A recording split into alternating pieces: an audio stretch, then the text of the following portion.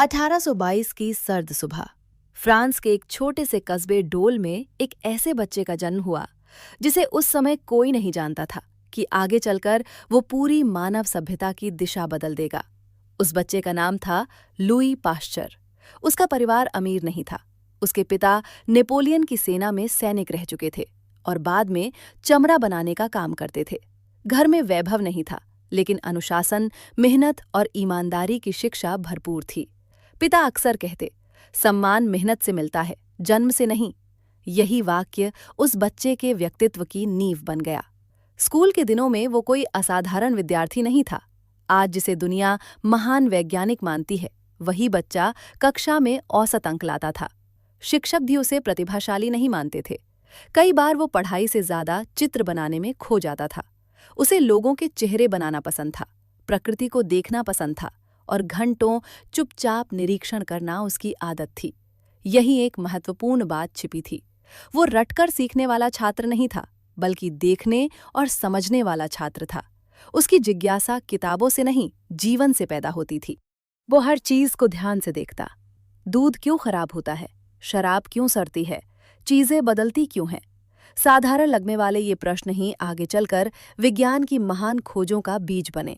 युवावस्था में जब वो पेरिस पढ़ने गया तो पहली बार उसे एहसास हुआ कि दुनिया बहुत बड़ी है और ज्ञान की दौड़ कठिन है। वहां उससे अधिक प्रतिभाशाली विद्यार्थी थे। अकेलापन, असफलता और आत्मसंदेह ने उसे घेर लिया।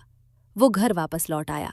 कई लोग यहीं हार मान लेते, लेकिन उसके अंदर एक चीज थी, जिज्ञासा हार नहीं मानती। धीरे धीरे कला के प्रति उसका प्रेम विज्ञान की ओर मुड़ने लगा। चित्र बनाते समय वो आकार और संरचना को समझता था। विज्ञान ने उसे उन संरचनाओं के पीछे छिपे नियम दिखाए। उसे समझ आया कि प्रकृति भी एक चित्र है, बस उसे पढ़ना सीखना पड़ता है। उसने महसूस किया कि महान बनने के लिए जन्म से प्रतिभाशाली होना जरूरी नहीं, जरूरी है प्रश्न पूछने की हिम्मत। दुनिया अक्सर जीनियस की कहानियां सुनाती है, लेकिन सच ये है कि महानता लगातार जिज्ञासा, मेहनत और धैर्य से बनती है। एक साधारण मजदूर का बेटा, औसत छात्र, कला प्रेमी युवक धीरे धीरे विज्ञान की ओर बढ़ रहा था। किसी को पता नहीं था कि यही युवक आगे चलकर अदृश्य जीवाणुओं की दुनिया उजागर करेगा, लाखों लोगों की जान बचाएगा और मानव इतिहास को नया मोड़ देगा। उसकी कहानी हमें यही सिखाती है, महान लोग पैदा नहीं होते, वे प्रश्न पूछते पूछते बनते हैं। जिज्ञासा ही असली प्रतिभा है। जब लोग किसी महान वैज्ञानिक की कहानी सुनते हैं तो अक्सर मान लेते हैं कि वो बचपन से ही असाधारण बुद्धिमान रहा होगा, लेकिन लुई पाश्चर की वास्तविक यात्रा इससे बिल्कुल अलग थी। उनकी सबसे बड़ी ताकत प्रतिभा नहीं, बल्कि असफलताओं को सहने की क्षमता थी। स्कूल के दिनों में पढ़ाई उनके लिए आसान नहीं थी। गणित और विज्ञान में वे शुरुआत में तेज नहीं माने जाते थे। कई परीक्षाएं कठिन लगतीं, अंक साधारण आते और कई बार शिक्षकों को लगता कि ये लड़का शायद बड़ी उपलब्धि हासिल नहीं कर पाएगा। उस समय फ्रांस की शिक्षा प्रणाली बेहद कठोर थी। केवल तेज विद्यार्थियों को ही आगे बढ़ने योग्य समझा जाता था। ऐसे माहौल में औसत छात्र होना ही एक मानसिक दबाव बन जाता है। युवा अवस्था में वे उच्च शिक्षा के लिए पेरिस पहुंचे। पेरिस उस समय ज्ञान और प्रतिस्पर्धा का केंद्र था। गांव से आया एक शांत स्वभाव का युवक अचानक प्रतिभाशाली विद्यार्थियों के बीच खड़ा था। यहाँ पहली बार उन्हें गहरी हीन भावना महसूस हुई। घर से दूर रहने का अकेलापन, कठिन पढ़ाई और आत्मविश्वास की कमी ने उन्हें मानसिक रूप से तोड़ दिया। वे इतने दबाव में आ गए कि कुछ समय बाद पढ़ाई छोड़कर वापस घर लौटना पड़ा। बहुत लोगों के लिए यही अंत होता। समाज अक्सर पहली असफलता को अंतिम निर्णय बना देता है, लेकिन यही वो क्षण था जिसने उनके भीतर बदलाव पैदा किया। घर लौटकर उन्होंने खुद को असफल नहीं माना, बल्कि ये समझा कि उन्हें अपनी गति से सीखना होगा। उन्होंने जल्दी सफलता पाने की बजाय गहराई से समझने का रास्ता चुना। कुछ समय बाद वे फिर से पढ़ाई के लिए लौटे। इस बार तुलना करने के लिए नहीं, बल्कि सीखने के लिए। अब उनका दृष्टिकोण बदल चुका था।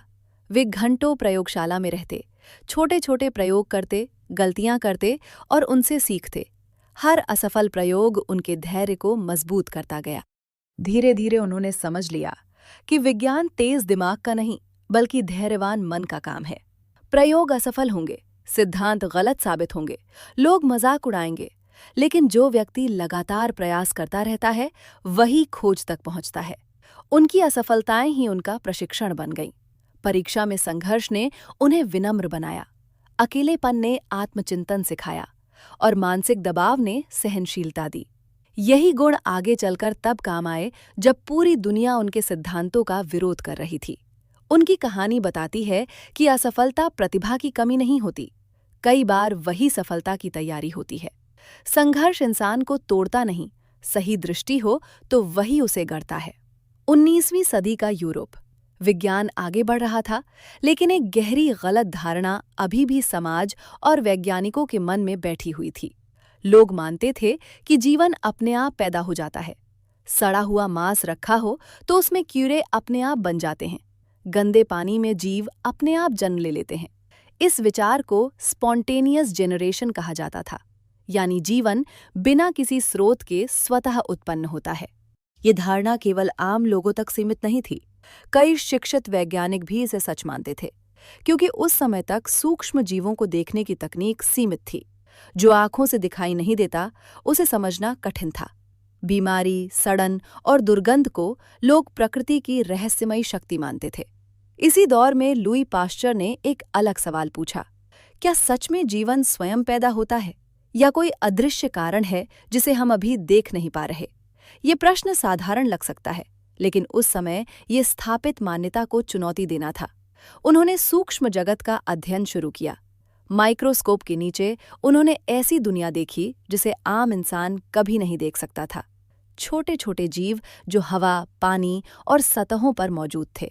उन्होंने देखा कि जब तरल पदार्थ खुली हवा के संपर्क में आते हैं तब उनमें सूक्ष्म जीव विकसित होते हैं, लेकिन यदि हवा को नियंत्रित कर दिया जाए तो वही पदार्थ लंबे समय तक सुरक्षित रहते हैं। इसका मतलब था, जीवन अचानक पैदा नहीं हो रहा, बल्कि कहीं से आ रहा है। ये विचार क्रांतिकारी था। इसका अर्थ था कि सड़न, बीमारी और संक्रमण किसी रहस्यमयी शक्ति का परिणाम नहीं, बल्कि सूक्ष्म जीवों की गतिविधि है। यानी समस्या अलौकिक नहीं, प्राकृतिक और वैज्ञानिक थी। उनके इस विचार का भारी विरोध हुआ। कई वैज्ञानिकों ने कहा कि वे प्रकृति के नियमों का अपमान कर रहे हैं। लोग वर्षों से जिस विश्वास को सच मानते आए थे, उसे एक युवा वैज्ञानिक चुनौती दे रहा था। लेकिन उन्होंने तर्क, प्रयोग और प्रमाण का रास्ता नहीं छोड़ा। धीरे धीरे स्पष्ट होने लगा कि दुनिया में एक अदृश्य संसार मौजूद है। ऐसा संसार जो आंखों से नहीं दिखता, लेकिन जीवन और मृत्यु दोनों को प्रभावित करता है। ये खोज केवल वैज्ञानिक उपलब्धि नहीं थी, ये सोच की क्रांति थी। ये वो क्षण था जब विज्ञान ने अंधविश्वास से सीधी टक्कर ली। जहां पहले रहस्य था, वहां अब प्रमाण था। जहां डर था, वहां समझ पैदा होने लगी। इस खोज ने मानवता को एक नया दृष्टिकोण दिया। सत्य वो नहीं जो सदियों से माना जा रहा हो, सत्य वो है जिसे प्रयोग और प्रमाण सिद्ध करें। अदृश्य दुनिया को समझने की शुरुआत यहीं से हुई, और इसी ने आधुनिक चिकित्सा, स्वच्छता और वैक्सीन विज्ञान की नींव रखी। उस समय दुनिया में एक गहरा विश्वास था कि जीवन अपने आप पैदा हो जाता है। सड़ी हुई चीजों में कीड़े अपने आप बनते हैं, गंदे पानी में जीव स्वयं जन्म लेते हैं। ये विचार इतना मजबूत था कि सदियों से कोई इसे गंभीरता से चुनौती नहीं दे पाया था।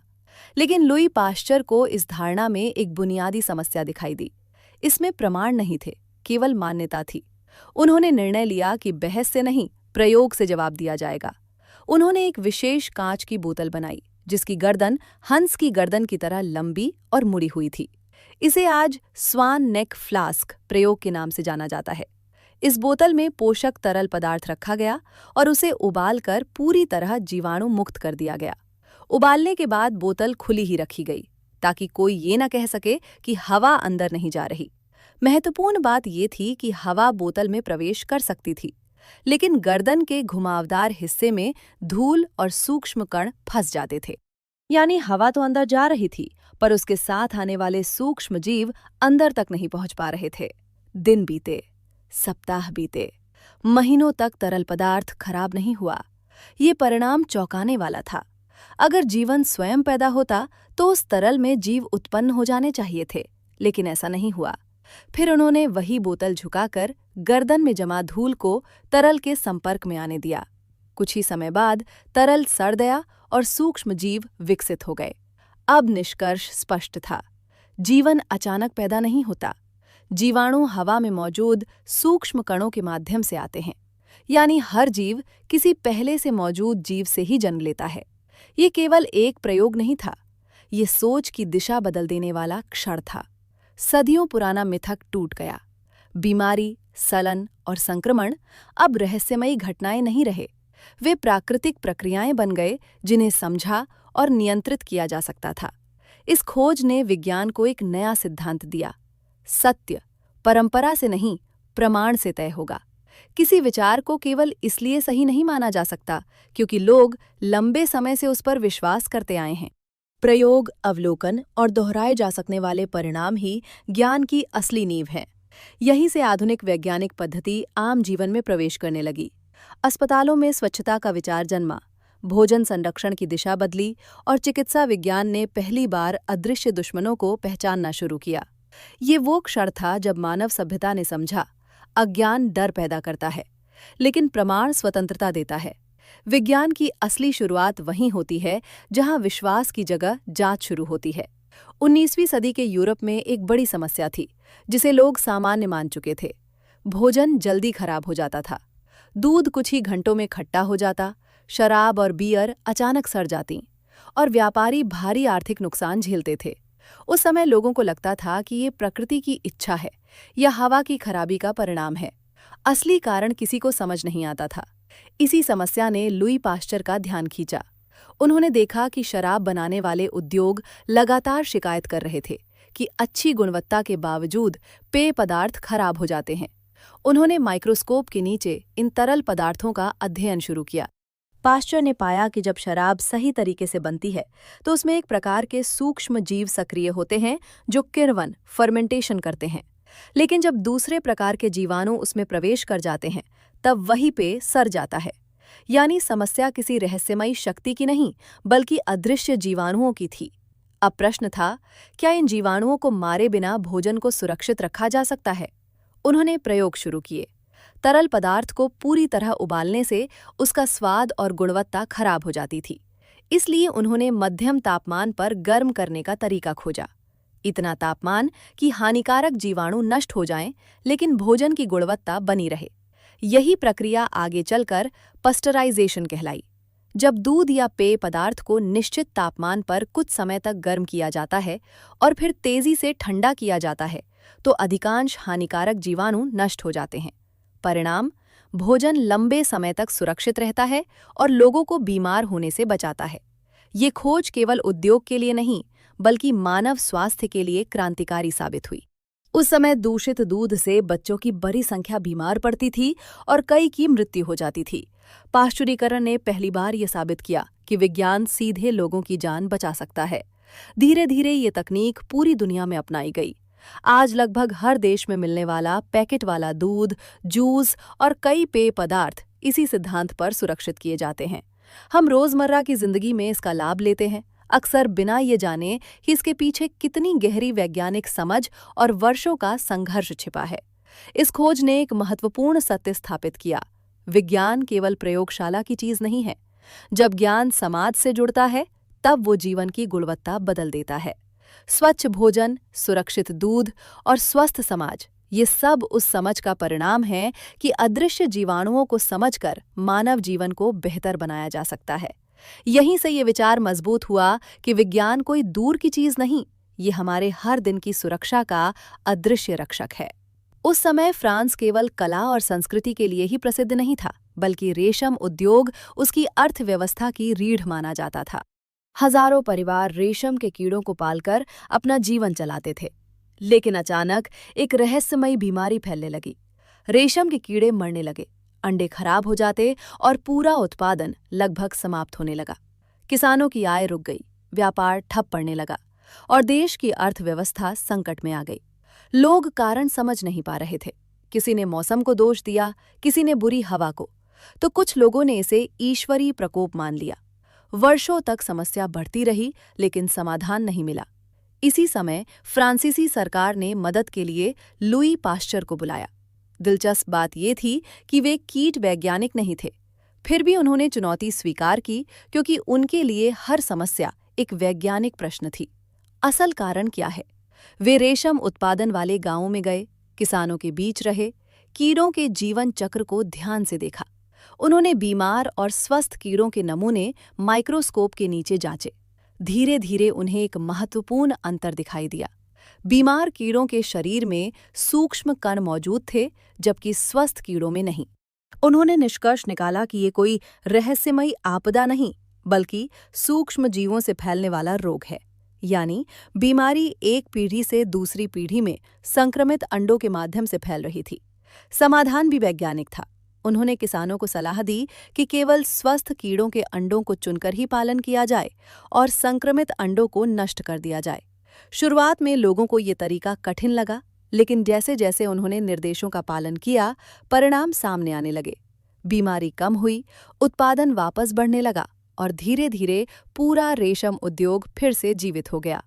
ये केवल एक वैज्ञानिक सफलता नहीं थी, ये लाखों लोगों के जीवन का पुनर्निर्माण था।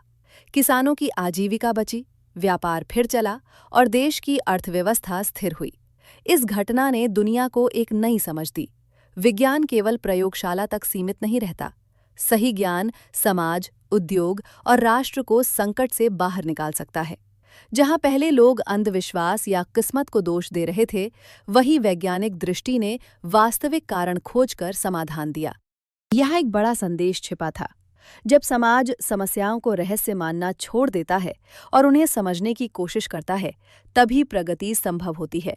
विज्ञान केवल ज्ञान नहीं देता, वो समाज और अर्थव्यवस्था दोनों का संरक्षक बन सकता है। 19वीं सदी तक चिकित्सा विज्ञान आज जितना विकसित नहीं था। अस्पताल मौजूद थे, डॉक्टर थे, इलाज भी होते थे, लेकिन बीमारी की असली वजह को लेकर भारी भ्रम था। बहुत से चिकित्सक मानते थे कि रोग खराब हवा, शरीर के असंतुलन या रहस्यमयी प्राकृतिक शक्तियों के कारण फैलते हैं। ऑपरेशन के बाद मरीजों की मृत्यु सामान्य बात मानी जाती थी और किसी को ये स्पष्ट नहीं था कि ऐसा क्यों होता है। इसी दौर में लुई पाश्चर ने अपने प्रयोगों के आधार पर एक साहसी विचार प्रस्तुत किया। बीमारी किसी अदृश्य श्राप का परिणाम नहीं, बल्कि सूक्ष्म जीवों का हमला है। उन्होंने बताया कि हवा, पानी, भोजन और हाथों के माध्यम से छोटे छोटे जीव शरीर में प्रवेश करते हैं और संक्रमण पैदा करते हैं। यही विचार आगे चलकर जर्म थ्योरी ऑफ डिजीज कहलाया। आज ये बात सामान्य लगती है, लेकिन उस समय ये चिकित्सा जगत के लिए क्रांतिकारी और असहज करने वाली थी। कई डॉक्टरों ने इसे स्वीकारने से इनकार कर दिया। कारण केवल वैज्ञानिक नहीं, मनोवैज्ञानिक भी था। यदि रोगाणु ही बीमारी का कारण थे, तो इसका मतलब था कि डॉक्टर स्वयं अनजाने में संक्रमण फैला रहे थे। बिना हाथ धोए मरीजों को छूना, गंदे उपकरणों से ऑपरेशन करना, एक मरीज से दूसरे तक रोग पहुंचाना। पुरानी मान्यताओं को छोड़ना आसान नहीं होता। कई वरिष्ठ चिकित्सकों ने पाश्चर के विचारों का मजाक उड़ाया। कुछ ने कहा कि इतने छोटे जीव इंसान को कैसे मार सकते हैं, लेकिन पाश्चर ने बहस नहीं की। उन्होंने प्रमाण प्रस्तुत किए। उन्होंने दिखाया कि स्वच्छता रखने पर संक्रमण कम होते हैं, उपकरणों को साफ रखने से मृत्यु दर घटती है और नियंत्रित वातावरण में रोग फैलाव रुक सकता है। धीरे धीरे कुछ साहसी डॉक्टरों ने इन सिद्धांतों को अपनाना शुरू किया। ऑपरेशन से पहले हाथ धोना, उपकरणों को कीटाणु रहित करना और स्वच्छ वातावरण बनाना शुरू हुआ। परिणाम चौंकाने वाले थे। मरीजों की मृत्यु दर तेजी से घटने लगी। ये केवल चिकित्सा का सुधार नहीं था, ये सोच का परिवर्तन था। पहली बार मानव समाज ने समझा कि बीमारी कोई दैवी दंड नहीं, बल्कि प्राकृतिक कारणों से होने वाली प्रक्रिया है, जिसे समझकर रोका जा सकता है। इस विचार ने आधुनिक चिकित्सा, सर्जरी, स्वच्छता अभियान और सार्वजनिक स्वास्थ्य व्यवस्था की नींव रखी। अस्पतालों का स्वरूप बदल गया, डॉक्टरों की भूमिका बदल गई और मानव जीवन की औसत आयु बढ़ने लगी। लेकिन इस परिवर्तन की कीमत संघर्ष थी, आलोचना, विरोध और उपहास। ये कहानी याद दिलाती है कि वैज्ञानिक सत्य अक्सर पहले अस्वीकार किया जाता है, फिर उसका विरोध होता है और अंत में वही सामान्य ज्ञान बन जाता है। विज्ञान की जीत केवल खोज में नहीं, बल्कि सत्य को स्वीकारने के साहस में होती है। बीमारियों के कारण अब स्पष्ट होने लगे थे। ये समझ सामने आ चुकी थी कि सूक्ष्म जीव ही संक्रमण फैलाते हैं। लेकिन एक बड़ा प्रश्न अभी भी बाकी था। यदि जीवाणु बीमारी पैदा करते हैं, तो क्या इंसान को पहले से सुरक्षित बनाया जा सकता है? क्या बीमारी आने से पहले ही उससे बचाव संभव है? यहीं से लुई पाश्चर की खोजों ने चिकित्सा इतिहास को नया मोड़ दिया। उन्होंने मुर्गियों में फैलने वाली एक खतरनाक बीमारी चिकन कॉलरा पर अध्ययन शुरू किया। प्रयोगशाला में वे जीवाणुओं को विकसित करते और स्वस्थ मुर्गियों में उनका परीक्षण करते थे। एक बार प्रयोग के दौरान कुछ जीवाणु लंबे समय तक रखे रह गए और उनकी शक्ति कम हो गई। जब इन कमजोर जीवाणुओं को मुर्गियों में डाला गया तो वे बीमार तो हुईं, लेकिन मरी नहीं। आश्चर्य की बात तब हुई जब बाद में उन्हें शक्तिशाली जीवाणुओं के संपर्क में लाया गया। वे मुर्गियां अब बीमार ही नहीं पड़ीं। ये एक संयोग था, लेकिन पाश्चर ने इसे केवल दुर्घटना नहीं माना। उन्होंने समझा कि कमजोर किए गए जीवाणु शरीर को बीमारी से लड़ने की तैयारी सिखा देते हैं, यानी शरीर पहले से दुश्मन को पहचानना सीख जाता है। यही सिद्धांत आगे चलकर वैक्सीन विज्ञान की नींव बना। इसके बाद उन्होंने एंथ्रेक्स नामक घातक बीमारी पर काम शुरू किया, जो पशुओं और किसानों के लिए विनाशकारी थी। सार्वजनिक प्रदर्शन में उन्होंने 2 समूह बनाए, एक को वैक्सीन दी गई, दूसरे को नहीं। जब दोनों समूहों को बीमारी के संपर्क में लाया गया तो बिना वैक्सीन वाले पशु मर गए, जबकि टीका लगाए गए पशु जीवित रहे। ये दृश्य पूरी दुनिया के लिए चौंकाने वाला था। पहली बार मानव ने बीमारी को आने से पहले रोकने का तरीका खोज लिया था, लेकिन ये सफलता आसान नहीं थी। उस समय कई वैज्ञानिकों और चिकित्सकों ने उनका मजाक उड़ाया। लोगों को डर था कि शरीर में जानबूझकर जीवाणु डालना खतरनाक है। आलोचना, संदेह और जोखिम हर कदम पर मौजूद थे। फिर भी उन्होंने प्रयोग जारी रखे, क्योंकि उन्हें विश्वास था कि प्रमाण ही अंतिम निर्णय करेगा। इस खोज ने चिकित्सा की दिशा बदल दी। अब इलाज केवल बीमारी होने के बाद नहीं, बल्कि उससे पहले सुरक्षा देने का माध्यम बन गया। यही सोच आगे चलकर आधुनिक टीकाकरण प्रणाली में विकसित हुई, जिसने चेचक, पोलियो और अनेक घातक रोगों से मानवता को बचाया। ये क्षण चिकित्सा इतिहास की वास्तविक क्रांति था, जहां प्रयोगशाला के जोखिम ने मानव सभ्यता को सुरक्षा दी। ये साबित हुआ कि विज्ञान केवल रोगों को समझने तक सीमित नहीं, वो भविष्य को सुरक्षित बनाने की शक्ति भी रखता है। उस समय रेबीज यानी पागल कुत्ते के काटने की बीमारी मानव समाज के लिए लगभग मृत्यु का आदेश मानी जाती थी। जैसे ही किसी व्यक्ति को संक्रमित जानवर काट लेता, लोग समझ जाते थे कि अब बचने की कोई उम्मीद नहीं है। धीरे धीरे डरावनी पीड़ा शुरू होती, पानी से भय, शरीर में ऐंठन, मानसिक असंतुलन और अंत में निश्चित मृत्यु। इलाज नहीं था, दवा नहीं थी, केवल इंतजार था। इसी भयावह बीमारी ने लुई पाश्चर को सबसे कठिन वैज्ञानिक चुनौती दी। वे पहले ही ये समझ चुके थे कि रोग सूक्ष्म जीवों से फैलते हैं और शरीर को पहले से तैयार करके बचाव संभव है। लेकिन रेबीज की समस्या अलग थी।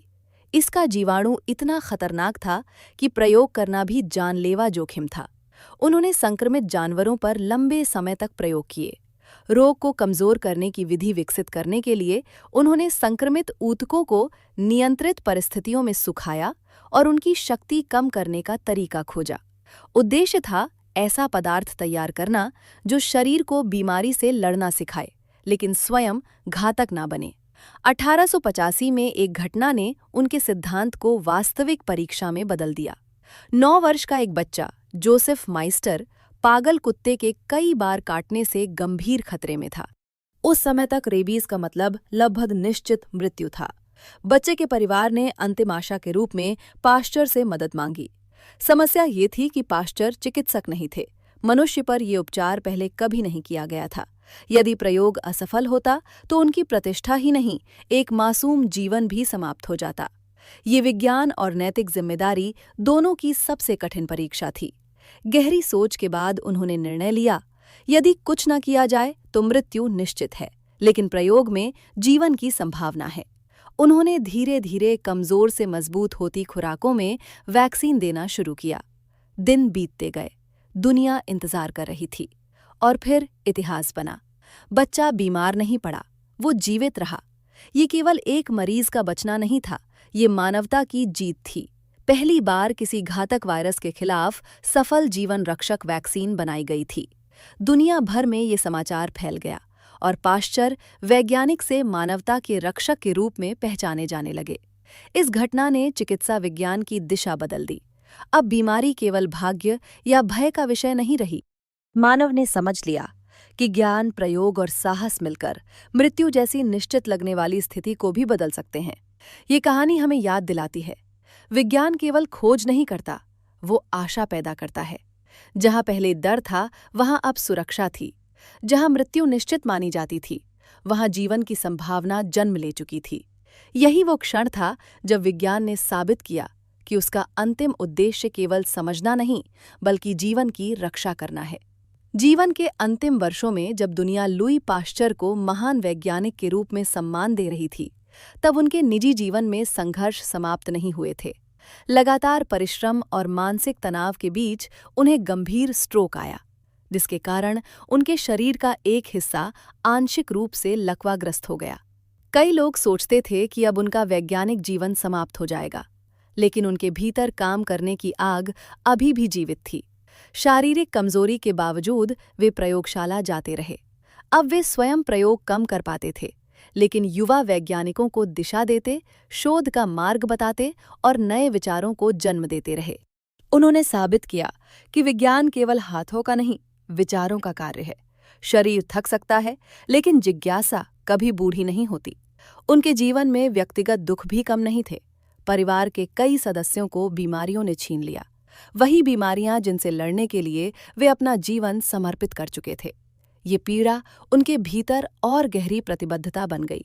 उन्होंने विज्ञान को केवल पेशा नहीं, मानव सेवा का माध्यम माना। उनकी खोजों ने दुनिया की जीवन शैली बदल दी। अस्पतालों में स्वच्छता अनिवार्य बनी, सर्जरी सुरक्षित हुई, भोजन संरक्षण संभव हुआ, टीकाकरण मानव सभ्यता की ढाल बना। आधुनिक चिकित्सा, माइक्रोबायोलॉजी और सार्वजनिक स्वास्थ्य व्यवस्था की नींव उन्हीं सिद्धांतों पर खड़ी हुई जिनके लिए उन्हें कभी विरोध और उपहास सहना पड़ा था। उनकी सबसे बड़ी विरासत कोई एक खोज नहीं थी, बल्कि सोचने का तरीका था। उन्होंने मानवता को सिखाया कि भय अज्ञान से जन्म लेता है और ज्ञान उसे समाप्त करता है। किसी भी विश्वास को केवल परंपरा के कारण स्वीकार मत करो। प्रश्न पूछो, निरीक्षण करो, प्रयोग करो और सत्य को प्रमाण से पहचानो। उनका जीवन एक संदेश बन गया। संदेह करना विद्रोह नहीं, ज्ञान की शुरुआत है। प्रमाण खोजना जिद नहीं, सत्य के प्रति ईमानदारी है। और विज्ञान अपनाना केवल प्रगति नहीं, मानवता की रक्षा है। एक साधारण परिवार से उठकर उन्होंने अदृश्य दुनिया को समझा, बीमारी के रहस्य खोले और जीवन बचाने की नई दिशा दी। उनके जाने के बाद भी उनकी खोजें हर अस्पताल, हर प्रयोगशाला, हर सुरक्षित भोजन और हर वैक्सीन में जीवित हैं। मानव इतिहास में कुछ लोग समय के साथ भुला दिए जाते हैं, लेकिन कुछ ऐसे होते हैं जो समय की दिशा बदल देते हैं। पाश्चर उन्हीं में से एक थे, जिन्होंने दुनिया को ये सिखाया कि ज्ञान का अंतिम उद्देश्य शक्ति नहीं, बल्कि मानव जीवन की रक्षा और कल्याण है। जब मानव इतिहास को पीछे मुड़कर देखा जाता है, तो एक बात स्पष्ट दिखाई देती है। इंसान हमेशा उन चीजों से डरता रहा है जिन्हें वो समझ नहीं पाया। बीमारी आई तो उसे दैवी प्रकोप कहा गया। महामारी फैली तो भूत, प्रेत या अशुभ शक्तियों को दोष दिया गया। डर ने कल्पनाएं पैदा की और कल्पनाओं ने अंधविश्वास को जन्म दिया। लेकिन लुई पाश्चर ने मानव सोच की दिशा ही बदल दी।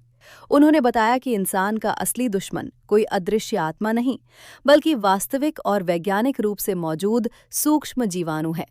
वे इतने छोटे हैं कि आंखों से दिखाई नहीं देते, इसलिए सदियों तक लोग उन्हें समझ नहीं सके। अज्ञान ने भय को जन्म दिया और भय ने गलत विश्वासों को। पाश्चर की खोजों ने पहली बार ये स्पष्ट किया कि बीमारी रहस्य नहीं है, बल्कि कारण और परिणाम की वैज्ञानिक प्रक्रिया है। जब स्वच्छता नहीं होती, जब दूषित भोजन शरीर में जाता है, जब संक्रमित जीवाणु फैलते हैं, तब रोग पैदा होता है। यानी समस्या अलौकिक नहीं, प्राकृतिक है, और जो प्राकृतिक है उसे समझा और नियंत्रित किया जा सकता है। यहीं से मानवता को सबसे बड़ी शक्ति मिली, विज्ञान। विज्ञान ने डर को ज्ञान में बदला। हाथ धोना एक धार्मिक क्रिया नहीं, बल्कि संक्रमण रोकने का तरीका बन गया। वैक्सीन किसी चमत्कार का परिणाम नहीं, बल्कि प्रयोग और प्रमाण की जीत बन गई। अस्पताल उपचार के स्थान ही नहीं, जीवन रक्षा के वैज्ञानिक केंद्र बन गए। इस संदेश का अर्थ केवल इतिहास समझना नहीं है, बल्कि सोच बदलना है। जब समाज हर समस्या को अंधविश्वास से जोड़ता है, तब समाधान दूर हो जाता है। लेकिन जब प्रश्न पूछे जाते हैं, प्रमाण खोजे जाते हैं और तर्क अपनाया जाता है, तब प्रगति संभव होती है। पाश्चर ने हमें ये नहीं सिखाया कि केवल वैज्ञानिक बनो। उन्होंने सिखाया कि वैज्ञानिक सोच अपनाओ। हर डर के पीछे कारण खोजो, हर विश्वास को परखो और हर समस्या का सामना ज्ञान से करो। क्योंकि वास्तविक मुक्ति चमत्कार से नहीं, समझ से आती है।